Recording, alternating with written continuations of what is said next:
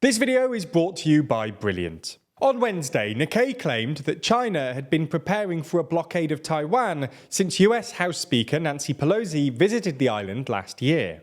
Understandably, this sparked some anxiety in US foreign policy circles, with some analysts arguing that the US should refocus its attention away from Ukraine towards the Indo-Pacific.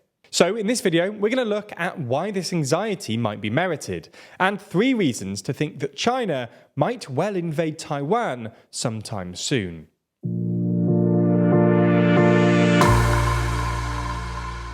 Before we start, if you haven't already, please consider subscribing and ringing the bell to stay in the loop and be notified when we release new videos. Before we get into it, and before you drop an angry comment telling us how biased this video is, we should mention we've just done a companion video on 3 reasons China won't invade Taiwan earlier this week. So go watch that if you want some balance. The first and perhaps best argument to suggest that China will invade Taiwan is what we might describe as the window of opportunity argument. Essentially, the window of opportunity argument says that, while invading Taiwan might be a risky proposition, if current trends continue, it's only going to become more difficult in the future. In other words, the CCP's window of opportunity is closing. So if Xi wants Taiwan back, he's incentivized to invade sooner rather than later. Xi himself doesn't seem persuaded by this argument, and has in fact insisted that, quote, time and momentum are on Beijing's side. But proponents of the argument point out that China's economy is slowing, its population is aging, and its military advantage over the US in the Pacific is expected to wane in 2027, when new US military tech comes online. This problem will be exacerbated in the future if China's economy continues to stagnate, because then the CCP won't be able to compete with America's enormous and growing military expenditure. In this light, Xi would be wise to invade as soon as possible, especially given that America's military stockpiles have been temporarily depleted by their support for Ukraine. It's not just that China's relative economic and military heft is declining either. It's also that, politically, Taiwan is moving even further away from China. On the island, perceptions of the mainland are deteriorating, with fewer and fewer Taiwanese identifying as Chinese every year. This, combined with a continuing electoral success of the Democratic People's Party and the widening ideological gap between Taiwan and the mainland, mean that Taiwan is only going to drift further from the mainland in the future. If these trends continue, and especially if the DPP wins the presidential election in January of next year, a voluntary peaceful reunification will become less likely, and the strength of Taiwanese resistance to any Chinese aggression will probably increase. So, you get the gist. China's economy and military are weakening relative to the US, and if anti-mainland sentiment in Taiwan continues to harden, then reunification, whether by peaceful or coercive means, will only become more difficult and less likely in the future. Proponents of the window of opportunity argument claim that, given reunification is clearly a priority for Xi and the CCP, this means that China will invade Taiwan as soon as it feels able to. The second reason to think that China will invade Taiwan is the fact that China and the US are currently trapped in a sort of escalatory spiral over the island. China-US relations really started deteriorating under Trump, who blamed China for America's economic woes and attacked China for their failure to contain coronavirus. There was some hope amongst the more dovish elements in Western politics that Biden would take a softer line on China than Trump did, but that hasn't really happened. On economic policy, Biden has continued to resist China's apparently unfair trade practices.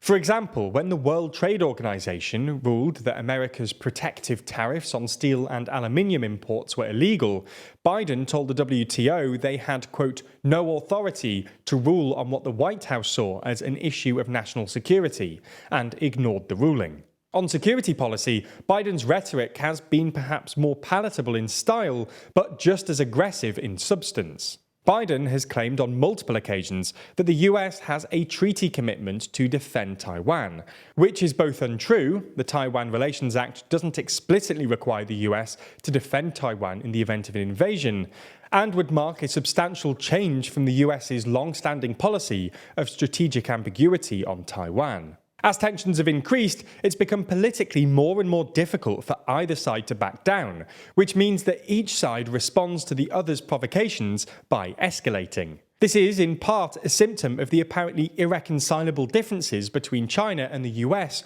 on the issue, but at least as fundamental an issue here is the lack of strategic trust. Either side rejects the other's attempt at peace because they consider it disingenuous political posturing, designed to convince observers that they're the reasonable party. Just take a look at what happened last year, when Pelosi visited the island. The Chinese responded by staging massive war games around Taiwan, and the US responded by increasing the frequency of their freedom of navigation exercises around Taiwan and deepening security ties in the region. Obviously, if escalation continues endlessly, you'll end up at war, which in this case would mean a full-on invasion of Taiwan.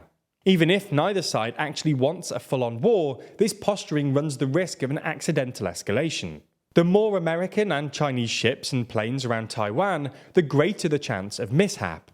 We saw this in late May, when a Chinese plane flew within 400 feet of an American plane over the South China Sea, and a US defense official told The Guardian that there'd been an alarming increase in the number of risky aerial intercepts and confrontations at sea.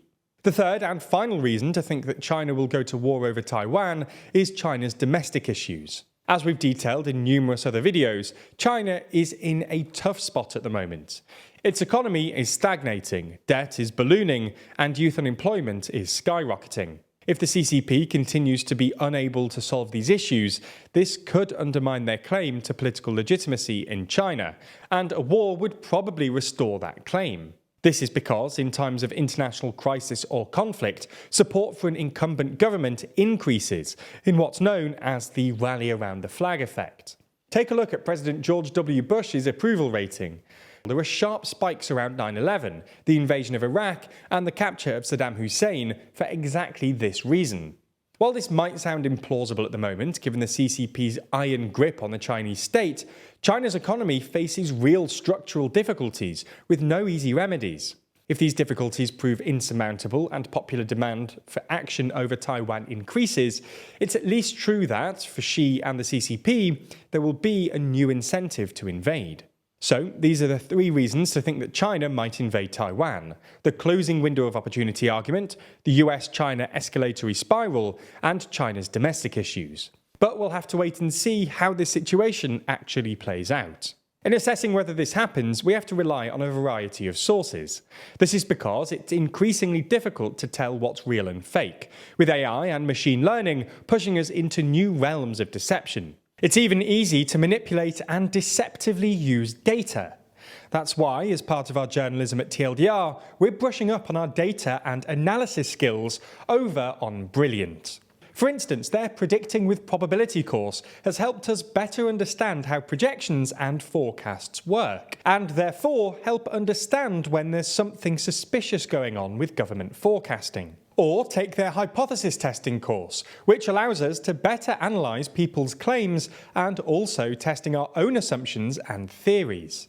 It's not just statistics either. The interactive and engaging courses over at Brilliant take you through all kinds of important topics, from the worlds of maths, science, and computer science. And as we all know, these are all increasingly important topics in our modern world, and all of these skills can definitely help with your educational journey or career path. So, to take a positive step in your learning, check out everything that Brilliant has to offer, free for a full 30 days by clicking the special link in the description. And the first 200 of you will get 20% off Brilliant's annual premium subscription.